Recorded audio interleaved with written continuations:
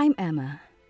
Since my father passed away in a traffic accident 20 years ago, I have been living modestly with my mother, who works as a nurse. I met my boyfriend Christopher while I was working part-time at a restaurant. Our relationship started as a regular customer and staff, and gradually, we began to be drawn to each other. Handsome, serious, and kind to everyone, he is my pride and joy.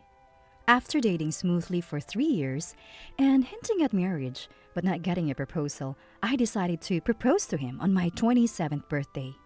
The result was a huge success, surprisingly easy. Right after that, we went to a jewelry store where he presented me with an engagement ring and formally proposed. Even now, more than a month later, I find myself looking at my engagement ring and smiling whenever I have a moment to spare. In the midst of this happiness, there's just one concern. It's that we haven't set a date to meet Christopher's parents. When we first started dating, I remember him mentioning that his parents were in San Francisco. From here to San Francisco is quite a distance, and it takes time. There are work commitments, and I want to get this sorted out soon. Meeting my family went smoothly, so I'm even more anxious about his. Have you contacted your parents? When can they make time for us? He was evasive in his response. It's like he doesn't want me to meet them. I gave him a stern look and asked, "You're not going to tell me that you weren't serious about us after all this, are you?" "Of course not. It's just that my parents are a bit unusual." "But that doesn't mean we can get married without saying anything, right? We have to think about the future." He sighed as if I resigned to my words. "All right, I got it. I'll make up my mind. Can you take a couple of days off soon?" I checked my schedule and told him the dates, and he nodded quietly in agreement. 3 days later, while drinking coffee at a cafe, he showed me a page from a travel website. "What's this?" "The Royal Harmony Luxury Hotel. A classy and beautiful hotel with luxurious moments and delicious food."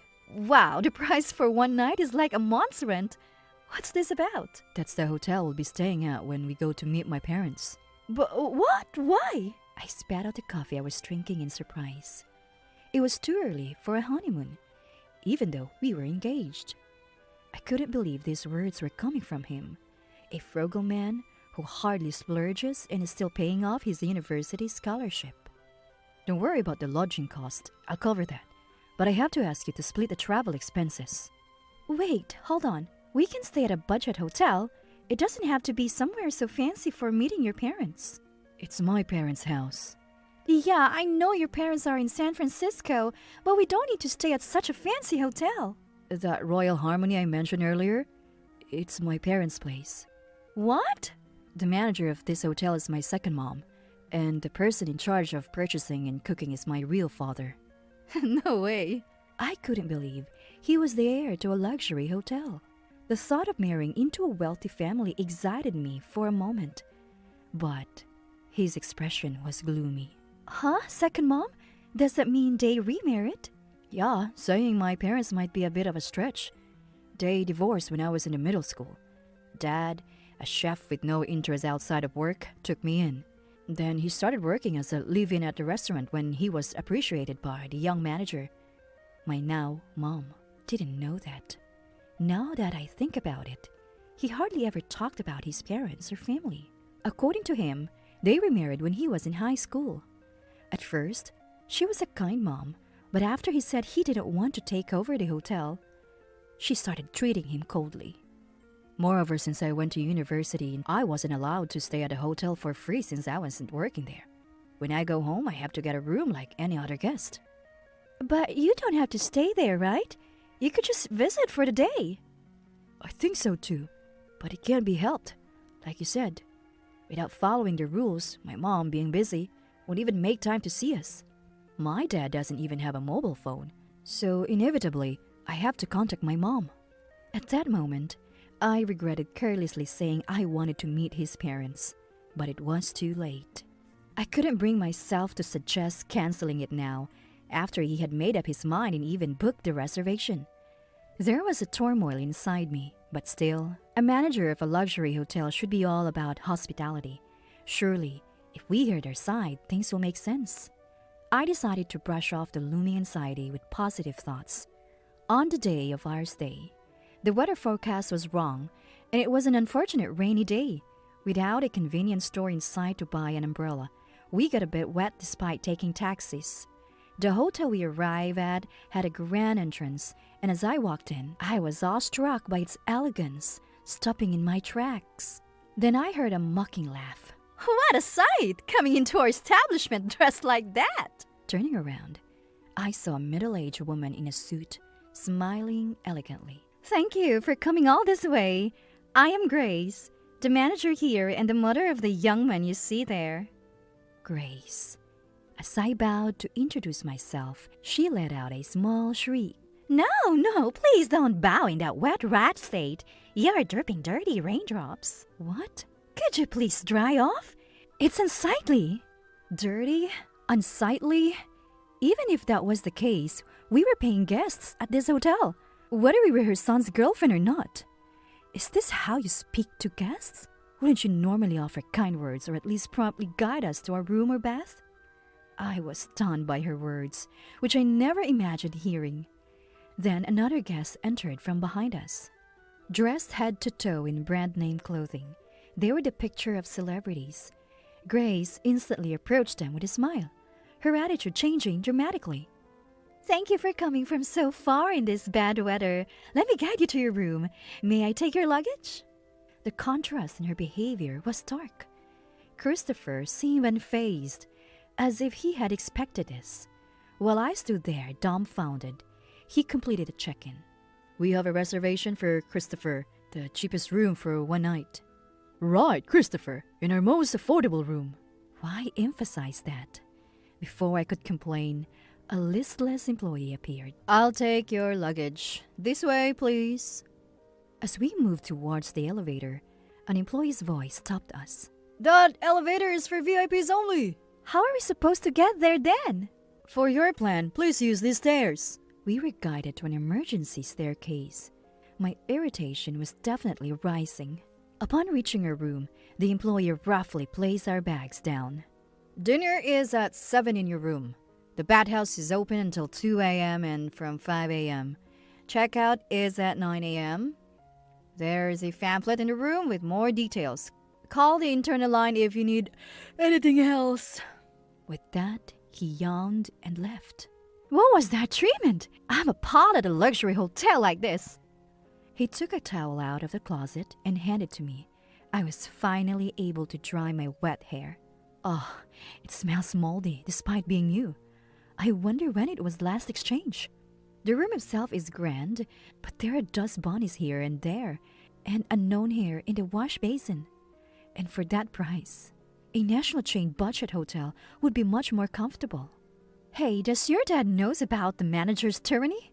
I've talked to him about it once, but he didn't seem convinced, maybe because he's never seen it. He's either in the kitchen all day or out for purchasing. He looks down. It's all just a facade. You're surprised, right? More than you imagined. Sorry. Do you think I want to inherit a hotel like this? No way.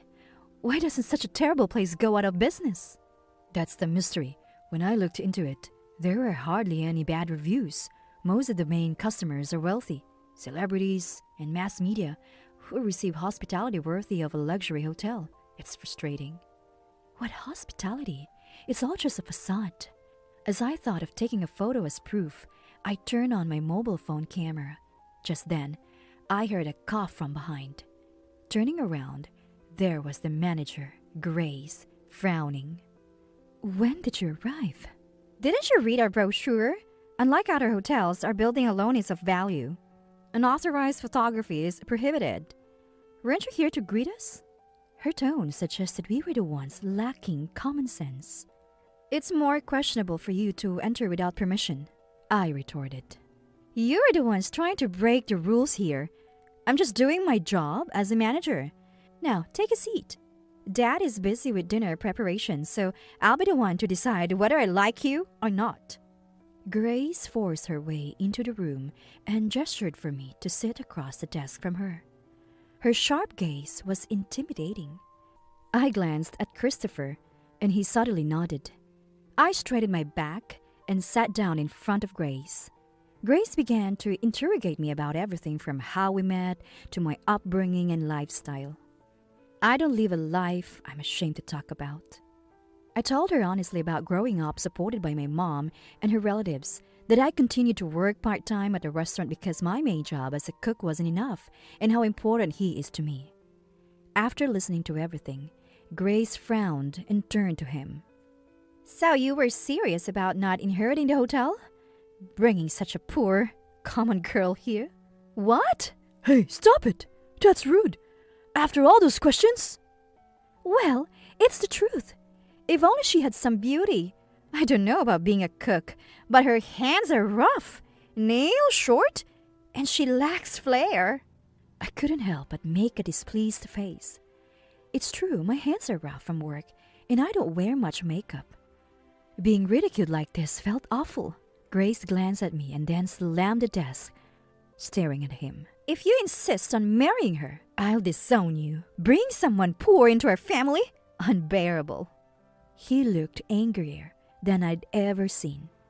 As we sat, speechless, Grace looked at her watch and turned to me with a polite smile. Become a guest worthy of our hotel first. Now, I'll return to my work. Standing up, she turned her back on us and then added, Maybe you should head back soon. Poor single-parent girl. She laughed with a loud laugh. Stunned, he bowed deeply to me. I'm so sorry, really. It's not your fault. Right, he did nothing wrong. In the awkward silence, I slowly began to speak. Hey, if we get married, it looks like you'll be disowned. What will you do? I realized I had asked a difficult question. He thought for a while, then sighed deeply and looked me straight in the eyes. I still want to marry you, he said firmly. I smiled at his words. I understood his feelings. We could just go home now, register our marriage, and never see Grace again, just as she wished. But I'm not so kind as to back down quietly after all that. Beneath my smile at him, a flame of anger was burning. I have an idea. Will you help me? A luxury hotel, getting carried away and forgetting it's in the business of hospitality. As a manager, Grace should remember her place. I immediately called my uncle in San Francisco and explained the situation. He readily agreed to help. After making various arrangements, we left the hotel and checked into a budget hotel nearby. Now, watch the finale. It's going to be interesting. The next day, while waiting for my uncle's call and finishing our sightseeing in San Francisco, my mobile phone rang at a cafe. Here, the message of anger from my uncle. We paid and left the cafe, heading to his family's luxury hotel. As planned, I separated from him and looked around the hotel lobby. It was almost empty due to the time, and my uncle, dressed in tired clothes, stood out.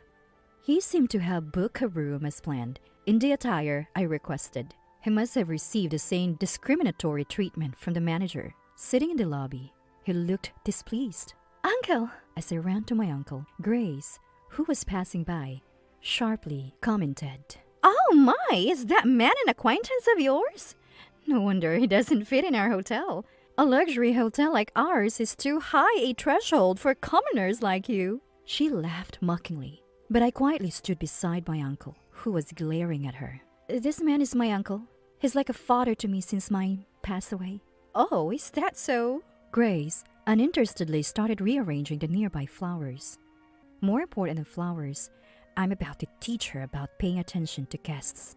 And he works as an editor-in-chief for a travel magazine. What? The flower in Grace's hand snapped in half. My uncle stood up calmly and handed Grace a business card. Sorry for the late introduction. I'm Daniel, handling Traveler's Journal. My dear niece seems to have been under your care. The editor-in-chief of Journey Explorer? Grace's face went pale, opening and closing her mouth. Journey Explorer is a famous travel magazine focusing on luxury and heritage hotels, featuring interviews with celebrity travelers. It should have been a dreamcast for media-loving Grace. Sweating, Grace looked between my uncle and me, forcing a smile. Oh, I had no idea. If I knew, I would have provided service worthy of you too. Let's start over right now. Manager, so you discriminate against guests based on their appearance and plan? No, it's just different plans. Caught in her own words. But you just said we could start over, didn't you? Well, it's just that. Under my uncle's questioning, Grace's gaze darted around. My uncle casually took out his mobile phone, doing something while chuckling. At first, I was skeptical. This hotel had a good reputation in our industry, and we've even featured it once. I was thinking of doing a special feature on it. But it's good I came as she suggested. Well then. Grace's expression brightened momentarily. What is she misunderstanding? She still doesn't see the reality. Hold on. Yeah, it's me. Cancel the feature we were planning and call the weekly magazine guy later. Wait, please. Grace reached out, but my uncle gently removed her hand and hung up, stating calmly, Part of the blame for letting a so-called luxury hotel like this run wild falls on us, the media. We'll take responsibility. Leaving a slumping Grace behind, my uncle hurried out of the hotel. Alone in the lobby, Grace's shoulders trembled. It's your fault. What? Suddenly, she grabbed me by the collar with force. A mere cook? Your fault? A poor, unattractive woman for all of this? A mere cook? A hotel's food is one of its main attractions, right? My uncle wrote in his message. The hospitality was lacking, but the food was delicious. Of course it is. We use high-quality ingredients. This is a luxury hotel. People should be grateful just to stay here. I'm the most important person here. Enough, Grace! A loud rebuke echoed in the lobby, and turning, I saw him and Christopher's dad in a chef's apron. Oh, why? How long have you been? I called him from the part about people like you. Been watching since then. Think you can disrupt work and get away with it? Grace interrogated him, but he just laughed. I'll be disowned if I marry her, right? Then it doesn't matter to Dad what I do anymore. He rushed to my side as if to protect me from Grace, who stood there frozen. Only he could influence Kevin. I was right. Kevin, red-faced with anger, glared at Grace. I have a lot to ask, but first, I didn't know my son was back. I never heard anything about a marriage introduction. What's this about? I thought I'd meet her first and then... And just a cook? And high-quality ingredients make it obvious. Have you been belittling my work all along? You're a cook, aren't you? She's just a part-timer. Grace pointed at me. True, but not the whole story. I do work part-time at a restaurant. See? Not a real cook then. You didn't listen, did you? It's temporary because my main job doesn't yet give me enough leeway. I'm a catering chef. What? I'm just short of funds to open my own place. I create recipes, cook, and serve, and yes, I get paid for it. I even have regular customers, but I'm working part-time to save up quicker for my own place. I explained clearly. She heard part-time and assumed the rest, not listening properly. Oh well. Not valuing the people in front of you and only cherishing VIP guests is why this happens. Looking at a speechless Grace, Kevin sighed deeply. You used to say you wanted to focus on cooking and purchasing, making many customers happy. That Grace is gone. I thought we were working together, but to you, I was just another convenient employee. Kevin stood in front of Grace, removed his chef's hat, and handed it to her. If you only want to make certain guests happy, hire a new chef. I can't agree with that mindset. With that, Kevin disappeared into the back of the hotel, muttering, Wait! Grace hurried after him. Let's go. He took my hand, and we left the hotel. That night, we decided to return to our hometown by plane. Later on, Grace's luxury hotel was exposed on TV for discriminating against guests. It also came to light that they had paid to delete negative reviews from customers they discriminated against. At a press conference where Grace apologized, her wedding ring was noticeably absent. I later learned that Grace had taken the college tuition money prepared by Kevin's dad for him and used it for herself. Disgusted by her mockery of chefs and theft, Kevin resigned from his kitchen job and filed for divorce. According to my uncle, once Kevin, the chef, left the hotel's cuisine quality dropped, and the exposure of its inner workings led to a loss of customers. Soon, the hotel closed down. Now, Grace works as a menial worker at a national hotel chain to repay the debt she incurred from mismanagement. Having no experience in other industries, she could only work in a hotel, but couldn't be in front of customers due to her recognizable face. I can't help but smile, imagining the once arrogant manager doing menial tasks and cleaning. Knowing her pride, she must be experiencing a great deal of humiliation. As for me, I successfully registered my marriage with him and had a modest wedding with just close relatives. Despite not knowing Grace's true nature, Kevin, feeling responsible for his son and daughter-in-law's pain, initially refused to attend our wedding. However, he eventually agreed after being persuaded by Christopher. During the wedding speech, I learned that Kevin took custody of his son. He was desperate to raise him alone, working tirelessly to ensure his son's comfortable life. Thanks to me, the gap between father and son had finally started to close, which made me feel both embarrassed and bashful. Later, Kevin started living alone with working at a restaurant, and we began our life together in an apartment near my parents' house. Years later, we invited my uncle to our home. The purpose was to have him, with his discerning taste, sample the menu for the small reservation-only restaurant we planned to open soon.